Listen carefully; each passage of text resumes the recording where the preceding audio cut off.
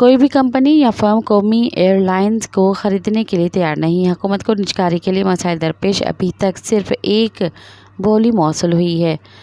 Bloomberg کی report کے مطابق حکومت کو پی آئی کی نجکاری کے لیے صرف ایک بولی موصول ہوئی۔ مجموعی طور پر 6 کنزرویشن خسارے میں چلنے والے پاکستان انٹرنیشنل ایئر لائن کے لیے بولی لگانے کے اہل تھے، تاہم ان میں سے 5 اس عمل سے دور رہے۔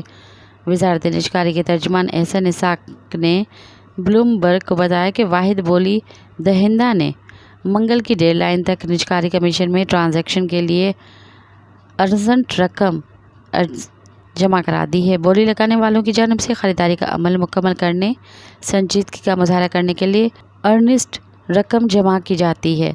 اس سے قبل حکومت نے ایئر بلو لمیٹڈ، عارف حبیب کارپوریشن لمیٹڈ، ایئر عربیہ کی فلاحی جناح، وائی بی ہولڈنگز پرائیویٹ، پاک ایتھنول پرائیویٹ اور real estate conservation blue world city کو قومی ایئر لائن میں اکثریتی حصص کے لیے شارٹ لسٹ کیا تھا۔ مزید خبرن ऐं तफ़सीलात लाइ विज़िट कयो असांजी वेबसाइट www.awamiNewsHD.com ऐं ॾिसंदा रहो अवामी न्यूज़ HD।